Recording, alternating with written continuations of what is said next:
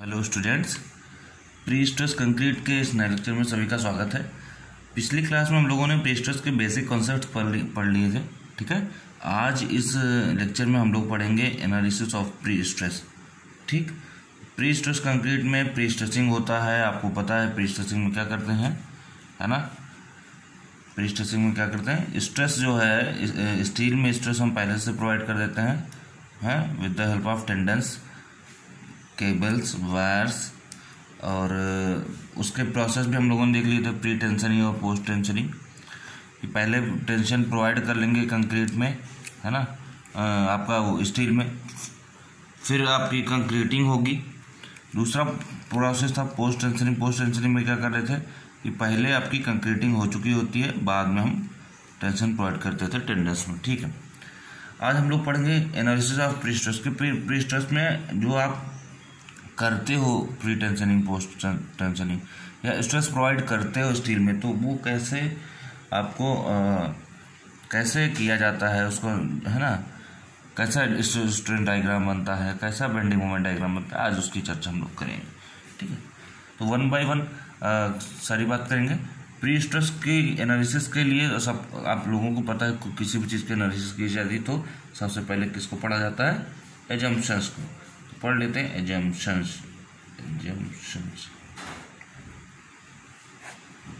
ठीक है, एजम्पशंस में देखा जाए तो जैसे आपका आरसीसी में होता था एजम्पशंस, वैसे यहाँ भी है।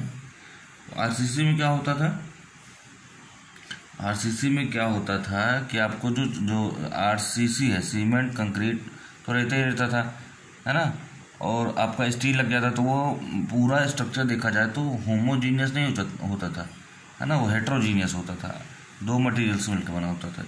तो यहाँ पे ये क्या है, जंक्शन, पहला जंक्शन है कि कंक्रीट को होमोजीनियस आई है। ठीक, कंक्रीट इज होमोजीनियस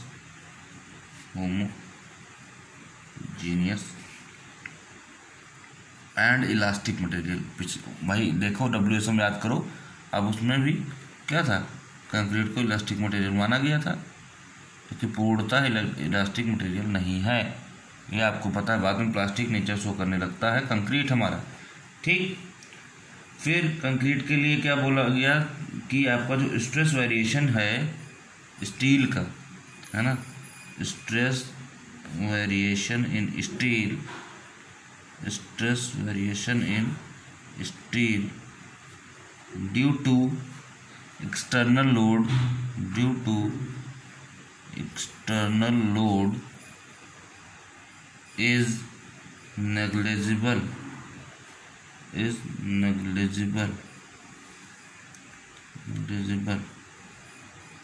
नेग्लिजिबल का मतलब शून्य, लगभग जीरो के बराबर, है ना।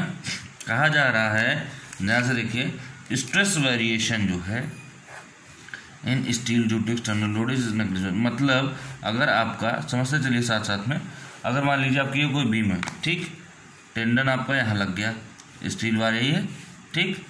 अब आपने क्या किया कि जब आपने इसको खींचा ऐसे, ठीक, तो ये टेंशन प्रोवाइड किया, टेंसाइल स्ट्रेसेस जनरेट किया इसके अंदर, टेंसाइल स्ट्रेसेस जनरेट किया, तो इसको अब एक बाद में क्या होगी, कंप्रेसिव स्ट्रेस लगना शुरू होगा, है ना।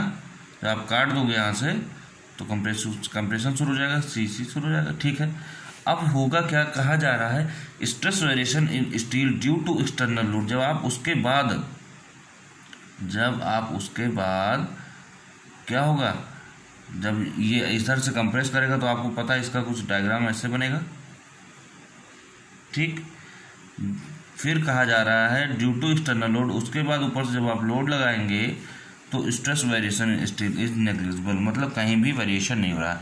लेकिन देखा जाए तो वेरिएशन है। इनके कहने का मतलब सिर्फ इतने से मतलब है, इस वाले एजम्पशन का मतलब कि यह जो टेंडन है उसमें स्टील, यहाँ जो स्ट्रेस होगा वही यहाँ होगा, वही यहाँ होगा, वही यहाँ होगा, मतलब स्ट्रेस कांस्टेंट होगा, यहाँ भी होगा, यहाँ भी होगा, यहीं सेम स्ट्रेस होगा। लेकिन असलियत में, रियल में ऐसा नहीं है। रियल में क्या होता है, एंड पे ज़्यादा स्ट्रेस होते हैं, यहाँ पे कम होते हैं। ठीक, लेकिन एजम्पशन माना गया है कि स्टील स्ट्रेस क्या है, कांस्टेंट है, नेग्लिजिबल है क्या, वेरिएशन, वेरी नहीं कर रहा है, कांस्टेंट है, इसलिए वेरिएशन क्या हो गया, नेग्लिजिबल हो गया। ठीक, ओके, आई होप समझ में आ गया होगा। तीसरा कहा जा रहा है कि जो वर्किंग स्ट्रेसेस के टाइम पे है वो हुक्स लॉ वायलेट करता है। Within working stresses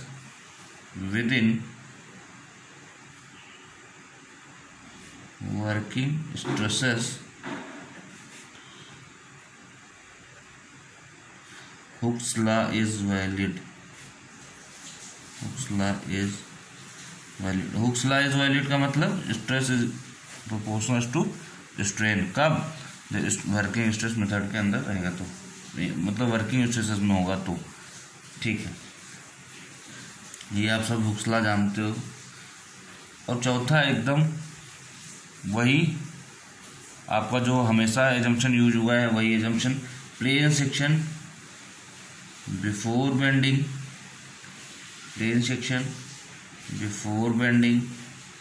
before bending remains plane after bending, before bending remains plane even after bending, bending के बाद भी, बेंडिंग के पहले भी जो आपका प्लेन है कैसा होगा, प्लेन सेक्शन, प्लेन ही रहेगा। इसका मतलब आप अच्छे जानते हो। ठीक है, नहीं जानते हो चलिए कोई बात नहीं, बता दे रहे हो, उसे बताना नहीं चाहिए था हमें। क्या होता है इसका मतलब, जो स्ट्रेन डायग्राम होगा वो कैसा होगा, लीनियर होगा, है ना। स्ट्रेन डायग्राम कैसा होगा, इसका मतलब ही होता है स्ट्रेन डायग्राम इज लीनियर। ठीक, नेक्स्ट कहा जा रहा है, लास्ट एजम्पशन है, stress in steel does not change along length member. फिर वही बात कि जो स्टील का है ना, ये तो एक्सटर्नल लोड की वजह से था, कि एक्सटर्नल लोड की वजह से ये नेग्लिजिबल है, यहाँ स्ट्रेसेस कहीं वेरी नहीं कर रहा है स्टील में। अब कहा जा रहा है कि stress in steel does not change along length member। वही चीज फिर से कहा जा रहा है, बस ये क्या है, ऊपर वाला जो था वो ड्यू टू लोड था, ये वाला क्या है, कंप्रेशन की वजह से, कि आपका अगर आपकी बीम है, ठीक, टंडन्स है, तो यहाँ पे अभी लोड की बात ही नहीं की गई, जब आपका स्ट्रेस रीजनरेट हुआ, ठीक है, तो क्या हुआ, इसके बाद ये कंक्रीटिंग सेट हो जाएगी, कंक्रीट सेट हो जाएगी, तो ये यहाँ से कट हो जाएगा, ये टेंशन से कंप्रेशन में बदल जाएगा, कंप्रेशन बदलेगा, ठीक, तो क्या होगा, कंप्रेशन बदलेगा, तो यहाँ पे जो है कुछ ऐसा शेप बनेगा जैसे ऊपर बताया हमने। तो यहाँ पे स्ट्रेसेस ज़्यादा होंगे, यहाँ पे स्ट्रेसेस ज़्यादा होंगे, बाकी यहाँ कम होंगे। यहाँ कहा जा रहा है stress in steel does not change. ठीक है, ऊपर भी यही कहानी है, लेकिन ऊपर क्या है कि आपका ये वाला जब ऐसे बनेगा, ऊपर से जब लोड लगेगा तो ये फिर से ही तो क्या बन जाएगा, नॉर्मल बन जाएगा, जैसा प्लेन है वैसे ही प्लेन रहेगा। ठीक, तो ये ड्यू टू एक्सटर्नल लोड है, याद रखिएगा। ठीक है, कहने का मतलब एक्सटर्नल लोड की वजह से भी स्ट्रेसेस सेम रहेंगे, ये एजम्पशन दिया गया है, चेंज नहीं होंगे हर जगह, और कंप्रेशन की वजह से भी। जबकि देखा जाए तो यहाँ पे क्या होता है, ज़्यादा होता है। अगर इंड बेयरिंग स्ट्रेंथ अच्छी नहीं होगी तो यहाँ पे बस्टिंग हो जाएगी, क्रैक्स डेवलप हो जाएंगे। ठीक है, अब हम लोग देखते हैं, एजम्पशंस हो गए, अब हम लोग देखते हैं कि कितने मेथड से, है ना, इसको समझा जा सकता है, एनालिसिस की जा सकती है। तो कॉन्सेप्ट जो है ना, वो देख लिया जाए। पहला है स्ट्रेस कॉन्सेप्ट, दूसरा है लोड बैलेंसिंग कॉन्सेप्ट। ये मेथड है जिनसे हम एनालिसिस करेंगे, अलग अलग मेथड है। ठीक है, stress concept, load balancing concept, और तीसरा है हमारा थ्रस्ट लाइन या P line concept. Thrust line या पी लाइन कॉन्सेप्ट। ठीक है, तो चलिए एक एक करके पढ़ लेते हैं। पहला पढ़ते हैं स्ट्रेस कॉन्सेप्ट। ठीक,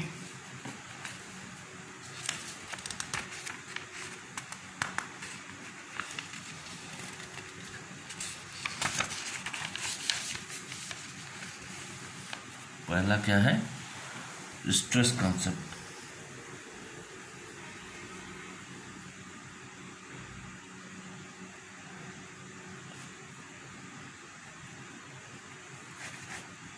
देखते हैं स्ट्रेस कॉन्सेप्ट में क्या होता है। देखिए क्या होता है स्ट्रेस कॉन्सेप्ट में। स्ट्रेस कॉन्सेप्ट में भी कई केस आएंगे हैं, मेनली 2 केस तो आएंगे। देखिए ध्यान से, एक चीज़ तो ये इधर समझ लीजिए, एक चीज़ तो ये कि आपका मान लीजिए बीम है, ठीक। अब वायर कहाँ भी लग रहा है, अगर एग्जैक्ट सेंटर पे वायर लग रहा है, ध्यान से सुनिएगा, अगर एग्जैक्ट सेंटर पे लग रहा है जो न्यूट्रल एक्सिस है, तो आप खुद बताओ कि इसकी सेंटर ऑफ ग्रेविटी या न्यूट्रल ऑफ एक्सिस यहाँ से लाई कर रही है, और यहीं आपकी क्या हो गई, यहीं आपकी क्या हो गई, वायर पड़ गया। ठीक, तो क्या कहा जाएगा उसको? Concentric tendon. और अगर आपका टेंडन कुछ नीचे पड़ रहा है, कहाँ से? न्यूट्रल एक्सिस से, सेंटर से, तो ये क्या होगा, ये कुछ दूरी पे इसेंट्रिसिटी बना रहा है, तो इसको स्मॉल ई बोला जाएगा, और ये इस वाले टेंडन को बोला जाएगा इसेंट्रिक टेंडन। ठीक, पढ़ते हैं कंसेंट्रिक टेंडन और इसेंट्रिक टेंडन। तो पहला केस लेते हैं, case first, concentric tendon. Concentric tendon, ठीक। जैसे जैसे मैंने अभी बताया आपको कि कंसेंट्रिक टेंडन में क्या करना होगा। कंसेंट्रिक टेंडन में क्या होगा, एक आपके पास बीम होगी, बढ़िया समझिएगा, ठीक, अच्छे समझिएगा। यहाँ के पास एक बीम है, ठीक है, उसमें टेंडन कहाँ लग रहा है? सेंटर पे, मान लीजिए सेंटर है, सेंटर पे आपने टेंडन लगा दिया, ठीक, ऐसे बांध दिया, लगा के ऐसे बांध दिया टेंडन, ठीक है, ओके। अब क्या हो रहा है, खींचेगा, ये खिंचा के आपने खींच के बांध दिया, बाद में जब काटेंगे तो ये क्या होगा, लगेगा ऐसे स्ट्रेस, ठीक है। ऊपर से क्या लगा दिया आपने, लोड लगा दिया। अब देखिए यहाँ पर पॉइंट लोड क्यों नहीं लगा रहे, बड़े स्ट्रक्चर्स में क्या होगा, यूडीएल की बात करेंगे, ठीक, लगा सकते हो आप पॉइंट लोड लगा के भी आराम से इसको एनालिसिस कर सकते हो, है ना। लेकिन हम क्या बात करेंगे कि मैक्सिमम रेयर है केस में कि आपको एक बार पॉइंट लोड का बताएं, एक बार यूडीएल का बताएं, इससे अच्छा यूडीएल को बता दे रहा, पॉइंट लोड का अपने आप ही निकल आएगा, ठीक। ये कहानी हुई। अब एक बात बताइए, आपकी बीम ऐसी है, ठीक ओके, बीम ऐसी है, एक काम करते हैं, बीम अगर ऐसी है तो हम लोग ना बीम का क्रॉस सेक्शन बना देते हैं। क्रॉस सेक्शन कुछ ऐसा होगा, अगर रेक्टेंगुलर बीम है तो क्रॉस सेक्शन कुछ उसका ऐसा होगा, ठीक है, ऐसा ही होगा। क्रॉस सेक्शन ऐसा होगा तो इसका जो क्रॉस सेक्शन अगर ऐसा होगा, इसका ये बी हो जाएगा, ये डी होगा, यही तो होगा जी सर, यही होगा, ठीक। अब क्या करते हैं, इसका स्ट्रेस डायग्राम बनाते हैं, ठीक, स्ट्रेस डायग्राम बनाते हैं। अब देखिए ध्यान से, स्ट्रेस डायग्राम बनाते हैं, हमने एक लाइन खींच लिया, ठीक। याद करिए जब हम लोग आरसीसी पढ़ रहे थे तो स्ट्रेस डायग्राम ऐसे बनाते थे, लाइन खींचते थे, ये आपकी न्यूट्रल एक्सिस होती थी। यहाँ अगर पॉजिटिव होता तो इधर जाते थे, निगेटिव होता तो इधर जाते थे। भाई यहाँ से निगेटिव इधर, पॉजिटिव इधर, तो ये पॉजिटिव होता था, ये निगेटिव होता था, इसको मिला देते तो बन जाता था, ठीक। यहाँ देखिए कैसे होगा, यहाँ पे आपको पता है कि कैसे लिया जा रहा है, यहाँ पे पी जो लग रहा है वो प्री स्ट्रेसिंग फोर्स लग रहा है। प्री स्ट्रेसिंग फोर्स कैसे लग रहा है, कंप्रेशन लग रहा है, ठीक। अच्छा यहाँ पे एक चीज़ और पहले ही मैं बता दे रहा हूँ, इसका एक चीज़ जो है साइन कन्वेंशन, कंप्रेशन आएगा, कंप्रेसिव के लिए हम पॉजिटिव लेंगे, ठीक, टेंसाइल के लिए नेगेटिव होगा, ठीक, क्योंकि ओवरऑल कंप्रेसिव ही आएगा, अभी अब पता चल जाएगा आगे, ठीक है। जनरली यही लेते हैं, आप ले सकते हो, कुछ भी ले सकते हो, आप नेगेटिव भी ले सकते हो, इसको पॉजिटिव ले सकते हो, आपके ऊपर है, ठीक है। तो इसका स्ट्रेस डायग्राम बनाते हैं। क्या हो रहा है, P P P compression load लग रहा है, पी ही तो लोड लग रहा है, कंप्रेशन लोड, ठीक है। इस एरिया पे लग रहा है, इसका एरिया क्या होगा, इसका देखा जाए एरिया क्या होगा, A equals to B into D, ये तो होगा, एरिया क्या होगा, बी इंटू डी, ठीक। अब एक बात बताइए, स्ट्रेस क्या होगा स्ट्रेस क्या होगा, load upon area, compression load upon area. Compression होगा तो कंप्रेशन कुछ ऐसे शो किया जाता है, ठीक, देखिए कैसे, भाई देखो ये जितना है कांस्टेंट है, कहीं वैरी तो कर नहीं रहा, ठीक है, कि वैरी इस तरह तो वैरी कर नहीं रहा, पी वाई है की वैल्यू सेम होगी, ठीक है। अच्छा वैरी क्यों नहीं कर रहा, यहाँ भी पॉजिटिव है, पिछली आरसीसी में यहाँ पॉजिटिव यहाँ निगेटिव होता था, यहाँ क्या है, ऊपर ही पॉजिटिव नीचे ही पॉजिटिव, क्योंकि हर जगह क्या लग रहा है, कंप्रेशन लग रहा है, ठीक है। ये अभी एक्सटर्नल लोड की भी हमने बात नहीं की, ये यूडीएल वाली कंप्रेसिव फोर्सेस, कंप्रेसिव स्ट्रेसेस जो लग रहे हैं, जो हमने खींचा था, खींचने के बाद बांध दिया था, बाद में जब काटोगे तो ये इधर से लगाएगा पी, इधर से लगाएगा पी, तो जो ये वाला स्ट्रक्चर बनेगा अभी ऐसे वाला है ना, ये वाला दबाने पे, तो वो उसकी बात की जा रही, पूरे बीम पे कंप्रेशन ही तो लग रहा है, पूरे एक ही चीज़ लग रहा है, कंप्रेशन ऊपर से नीचे तक कंप्रेशन लग रहा है, तो हमने क्या लिखा दिया, कंप्रेशन लिखा दिया। और इसका यूनिट क्या आएगा, इसका वैल्यू क्या आएगी, पी बाई ए, स्ट्रेस की तो वैल्यू यही होती है ना, लोड अपॉन एरिया, ठीक है। कंप्रेशन को हम क्या ले रहे हैं, पॉजिटिव, तो हमने पॉजिटिव लिख दिया, नीचे भी कंप्रेशन आ रहा है, नीचे भी पॉजिटिव लिख दिया, नीचे से ऊपर तक क्या कंप्रेशन ही आ रहा है। कुल मिला के स्ट्रेस इसको शो क्या होता है, लोड अपॉन एरिया, हमने लोड अपॉन एरिया लिख दिया, पॉजिटिव क्या क्यों लिखा, क्योंकि दोनों तरफ कंप्रेशन आ रहा है, क्लियर। अच्छा दोनों तरफ जो वैल्यू सेम होगी, चाहे प्लस हो चाहे माइनस, तो जाहिर सी बात है अगर आपका जीरो लेवल यह है, इधर से जाने पे राइट साइड प्लस ले रहे हो, इधर निगेटिव ले रहे हो, तो जाहिर सी बात है अगर इधर प्लस है तो प्लस ये भी होगा, प्लस ये भी होगा, ठीक। इतना आपने इधर खींचा, इतना खींचा, मिला दिया, ठीक है। लेकिन अगर इधर निगेटिव होता तो क्या होता है, इधर खींचते फिर इधर खींचते तब मिलाते, ठीक है। इधर पॉजिटिव दोनों मिला दिए, क्लियर। तो ये जो आया है वो आया है स्ट्रेस डायग्राम ड्यू टू, किसकी वजह से, due to pre stressing force.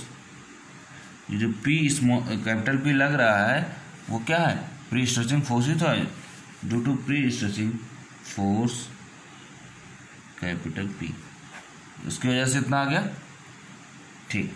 Next plus का हम और ऐड करेंगे, अब तो देखो अभी तो प्री स्ट्रेस कुछ नहीं लग रहा था, हमने क्या किया, टेंडन को खींचा फिर ठीक छोड़ दिया, क्या हो रहा है, प्री स्ट्रेसिंग फोर्स की वजह से ये स्थिति बनी, ऐसा डायग्राम बन जाएगा, ऐसा आपका स्ट्रेस डायग्राम बन जाएगा। अब क्या हुआ, लोडिंग हुई, जब लोड लगाओगे इस पर, जो लोड लगाओगे या यूडीएल लगाओगे इस पर, ठीक, तो लोड लगाने के बाद ये बताओ, सिर्फ अगर लोडिंग की जाती, अगर प्री स्ट्रेसिंग ना किया जाता तो कैसा बनता, यही कुछ ऐसा बनता।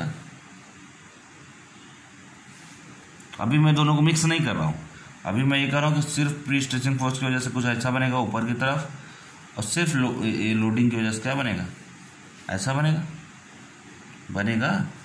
ऐसा बनेगा, मतलब ऊपर कंप्रेशन होता है, नीचे टेंशन। आरसीसी का याद करो, तभी तो ऊपर कंप्रेशन नीचे टेंशन बनाते थे, ये इधर खींच जाता था, ये इधर खींच जाता था, ठीक है। आउटर फाइबर ये किसकी वजह से हो रहा है, लोड लगाने की वजह से। लोड आएगा तो कौन सा क्या होता है, वहाँ पे बेंडिंग मोमेंट आता है, W²/8 यूडीएल के केस में, ठीक है।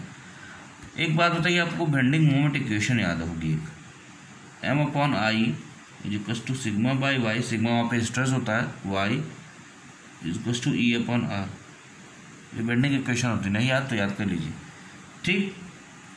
यहाँ से इन दोनों का अगर रिलेशन देखें तो यहाँ सिग्मा बेंडिंग स्ट्रेस होता है, तो सिग्मा बी, या इसको केवल सिग्मा भी लिख सकते हो आप, ठीक है, = M/I × y होगा, M upon I into Y. ठीक, क्लियर। इसको देखा जाए तो हम ये भी लिख सकते हैं M by Y by I, sorry I by Y लिख सकते हैं। इसको M upon I by Y लिख सकते हैं। ठीक है, नहीं दिख रहा है, M upon I by Y, Y ऊपर चला जाएगा बाद में। ठीक, इसको हम एम बाई जेड भी लिख सकते हैं। जेड क्या है, ध्यान सुनिए, जेड बराबर आई बाई वाई होता ही है, जिसको हम बोलते हैं सेक्शन मॉडुलस। क्या बोलते हैं, सेक्शन मॉडुलस। ये सब मैकेनिक्स में आप लोगों ने पढ़ा होगा या सोम में पढ़ा होगा। ठीक, Z equal to I by Y section modulus कहते हैं। क्लियर। आई क्या है, मोमेंट ऑफ इनर्शिया है। आई क्या है, मोमेंट ऑफ इनर्शिया है। और वाई क्या है, न्यूट्रल एक्सिस से दूरी। ठीक, तो कुल मिलाकर हमारे कहने का मतलब है कि प्री स्ट्रेचिंग फोर्स की वजह से स्ट्रेस डायग्राम ऐसा बना। अब केवल देख लेते हैं लोडिंग की वजह से क्या बनेगा। लोडिंग की वजह से कुछ ऐसा बनेगा। ठीक, लोडिंग की वजह से अगर ऐसा बनेगा आपका जो ये डायग्राम में आपका बीम ऐसे मुड़ जाएगी, बेंड हो जाएगी, तो बेंड हो जाएगी तो हाँ बेंडिंग मोमेंट आएगा। तो बेंडिंग मोमेंट डायग्राम देख लेते हैं एक बार। ये आपका जीरो लेवल है। ठीक, बेंडिंग मोमेंट डायग्राम ऊपर क्या है, देखिए ध्यान से, यही है तरीका। ऊपर क्या है, कंप्रेशन। ठीक, कंप्रेशन मतलब इधर से प्लस की तरफ जाएंगे, इधर चलेगा प्लस, कितना आएगा एम बाई जेड। ये अभी अभी आया है, सिग्मा इक्वल टू कितना स्ट्रेस आ रहा है, बेंडिंग स्ट्रेस। बेंडिंग की वजह से स्ट्रेस कितना आ रहा है, एम बाई जेड। भाई ये प्री स्ट्रेसिंग फोर्स की वजह से स्ट्रेस आ रहा है, ये बेंडिंग की वजह से स्ट्रेस आ रहा है, तो स्ट्रेस कितना आएगा बेंडिंग की वजह से, बेंडिंग की वजह से स्ट्रेस कितना आएगा, एम बाई जेड। ठीक, एम बाई जेड लिख दिया हमने, बेंडिंग की वजह से आ रहा है एम बाई जेड। ठीक, ऊपर कंप्रेशन आ रहा है, कंप्रेशन को प्लस लिखते हैं। ठीक, अब ये आपकी हो गई न्यूट्रल एक्सिस भाई, है ना, ये तो है न्यूट्रल एक्सिस। ठीक है, नीचे क्या आ रहा है, टेंशन आ रहा है, मतलब नीचे टेंशन आ रहा है, यहाँ से यहाँ जाना पड़ेगा, इधर जाना पड़ेगा। ठीक, ध्यान सुनिए, अगर नीचे टेंशन आ रहा है तो इधर से इधर जाना पड़ेगा। और उसके बाद क्या करेंगे, इसको हम मिला देंगे।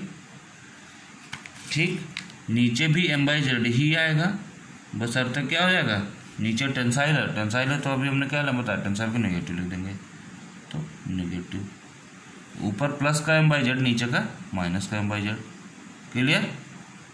ठीक, ये किसकी वजह से आया, stress due to external load. External load की वजह से तो बेंडिंग हुई है, तो stress due to external load. Clear. अच्छा, अब क्या करते हैं, ये प्लस ये भाई प्री स्ट्रेसिंग फोर्स भी लग रहा है, प्री स्ट्रेसिंग फोर्स की वजह से ऐसा डायग्राम बना, लोडिंग की वजह से ऐसा बना, तो दोनों का रिजल्टेंट क्या आएगा, जो ऊपर से लोड लगेगा बनने के बाद, तो देखा जाए तो दोनों का जो रिजल्टेंट आएगा, आप चाहे तो यहीं बराबर करके ऐसे लिख देना, बराबर करके डायग्राम बना दीजिएगा और लिख दीजिएगा। देखते हैं क्या होता है।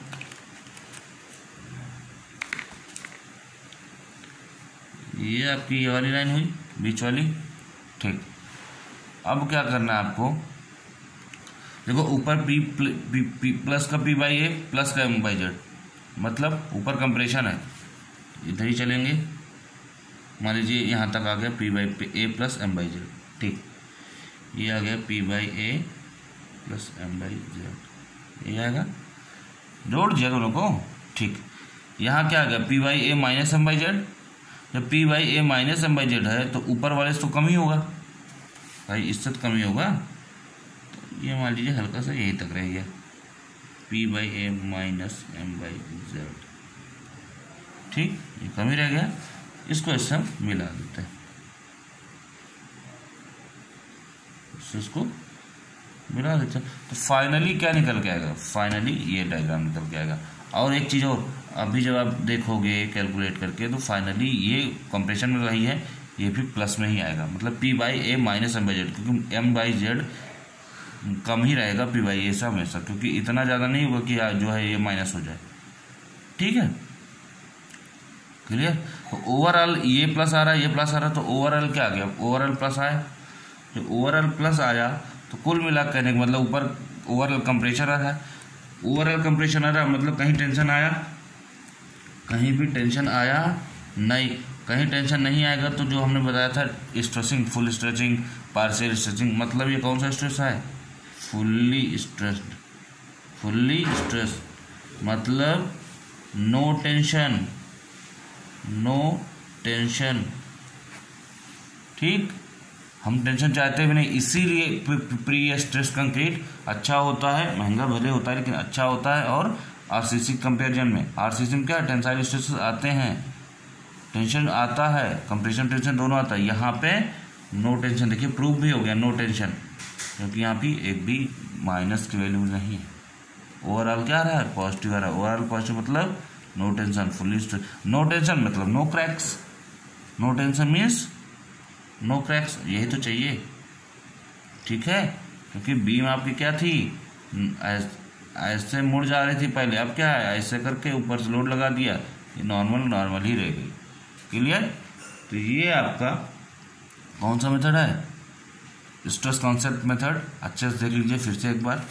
और कॉन्सेंट्रिक है, टेंडन कहाँ था, बीच में पड़ रहा है, टेंडन कहाँ पड़ रहा है, बीच में पड़ रहा है। क्लियर। फिर से एक बार समझ लेते हैं। क्या हुआ कि आपका बीम था, कॉन्सेंट्रिक में बीच में हमने डाला, एक जगह सेंटर में टेंडन डाला। ठीक, सेंटर में टेंडन डालोगे, उसके बाद जब आप यहाँ बांधोगे तो जाहिर सी बात यहाँ कंप्रेशन लगेगा, यहाँ कंप्रेशन लगेगा। ठीक, हमने माना कि इसका जो है कुछ ऐसा, वो तो आपको समझाने के लिए एरिया क्या होगा ये बता दिया, क्रॉस सेक्शन। अगर हम स्ट्रेस डायग्राम शो करें तो स्ट्रेस डायग्राम क्या होगा, P/A होगा। ठीक, अब P/A ऊपर भी होगा, P/A नीचे होगा। क्यों, क्योंकि दोनों तरफ कंप्रेशन लग रहा है तो वैल्यू सेम होगी। देखो वैल्यू सेम होंगी नीचे ऊपर दोनों, बस प्लस माइनस का है कि ऊपर प्लस होगा कि माइनस होगा। जब कंप्रेशन दोनों तरफ से लग रहा है तो नीचे से ऊपर तक कंप्रेशन ही होगा। ठीक है, ओके। अब बात आती है कि ये तो प्रेस्टेशन फोर्स की वजह से हो गया है ना। अब बात आती है कि लोड की वजह से क्या होगा। लोड की वजह से हमारा डायग्राम कैसे बनता था, लोड की वजह से हमारा डायग्राम कैसे बनता था, बेंड हो जाती थी बीम, बेंड हो जाती थी तो क्या होगा, ऊपर कंप्रेशन नीचे टेंशन, तो बेंडिंग स्ट्रेस निकालना पड़ेगा। बेंडिंग स्ट्रेस हमारा कितना आता है, M/Z, M/Z होगा ऊपर भी, M/Z होगा नीचे भी। बस अर्थ क्या है, ऊपर कंप्रेशन तो कंप्रेशन वाला इधर प्लस में जाएगा और टेंशन वाला माइनस में इधर जाएगा, ये माइनस होगा ये प्लस होगा। क्लियर। ठीक, इन दोनों को जब बना देंगे एक ही साथ तो plus plus plus plus plus plus, अगर दोनों मान लीजिए यहाँ तक वैल्यू है तो इसमें से माइनस हो रहा है तो ये जाहिर सी बात है नीचे वाला इससे कम होगा, कम है, बना दिया। ये क्या है, ओवरऑल पॉजिटिव आएगा तो क्या होगा, फुल्ली स्ट्रेस्ड है, क्योंकि यहाँ पे कोई टेंशन जोन नहीं है, only on compression, fully compression. Clear. तो ये आपका रहा कॉन्सेंट्रिक टेंडन का केस, स्ट्रेस कॉन्सेप्ट का। इस वीडियो में इतना ही। आप लोग जो है इसको अच्छे से एक बार रिवाइज कर लो, है ना। बहुत इंपॉर्टेंट मेथड है, बहुत ही इजी मेथड है, इसमें कुछ नहीं करना, सिर्फ दो स्ट्रेस डायग्राम को मिला के हमने क्या जोड़ दिया बस, और इसी पे न्यूमेरिकल आता है। ठीक, तो नेक्स्ट क्लास में हम लोग इसेंट्रिक टेंडन में पढ़ेंगे और उस इसेंट्रिक टेंडन का कॉन्सेप्ट पढ़ेंगे और उस पर फिर दोनों पे एक न्यूमेरिकल करेंगे। ठीक है, तो मिलते हैं नेक्स्ट क्लास में। तब तक आप इसको अच्छे से रिवाइज कर लीजिए, इसका जो एजम्पशंस है वो अच्छे से पढ़ लीजिए, वो अच्छे से रिवाइज कर लीजिए। ठीक है, ओके। तो मिलते हैं नेक्स्ट क्लास में, तब तक अच्छे से रिवाइज करिए और पढ़ते रहिए।